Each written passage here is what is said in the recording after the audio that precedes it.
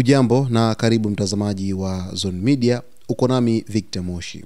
Leo kuna taarifa kubwa sana kutokea nchini Israel ambapo mbunge wa bunge la Israel Zvi Sukkot amezua mjadala mkali na taharuki leo katika mji wa Hebron uliopo katika eneo linalokaliwa la Ukingo wa Magharibi baada ya kuingia ndani ya sehemu ya ukumbi wa msikiti Ibrahimi unaofahamika pia kama Haram al-Ibrahimi, akiwa amevaa viatu na kufananishwa kana kwamba alikuwa akiomba wakati Waislamu walikuwa katika ibada ya kuswali.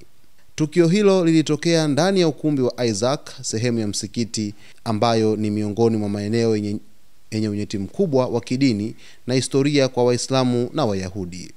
Mashuhuda wamesema Sukkot aliingia akiwa ameongozana na walinzi wa Israel na kisha akatoa kauli kwamba Wayahudi wanapaswa kuruhusiwa kusali kwenye ukumbi huo bila pingamizi. Tendo hilo limechukuliwa na viongozi wa Kiislamu na wakazi wa Hebron kama kitendo cha kukiuka utakatifu wa nyumba ya ibada na kuchochea mvutano wa kidini.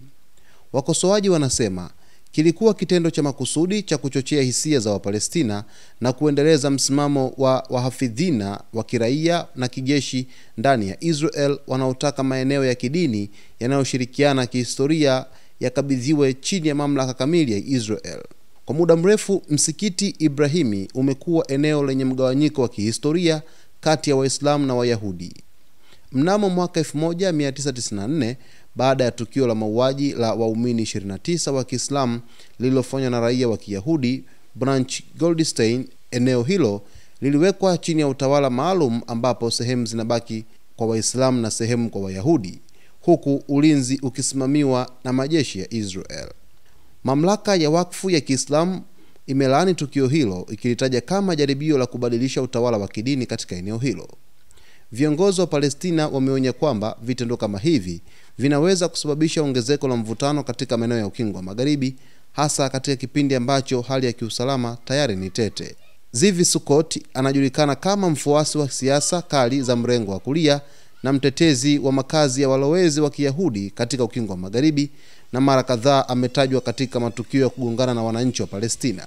Mpaka sasa serikali ya Israel haijatoa tamko rasmi juu ya tukio hilo, ingawa wanaharakati na viongozi wa Kiislamu wameitaka jumuiya ya kimataifa na taasisi za haki za binadamu kuingilia kati ili kulinda maeneo ya ibada na kuzuia kile kinachoonekana kama kuongezeka kwa kampeni za makusudi kuibua machafuko ya kidini. Kwa taarifa zetu zijazo mtazamaji, basi usiache kusubscribe, kulike, kucomment pamoja na kushare.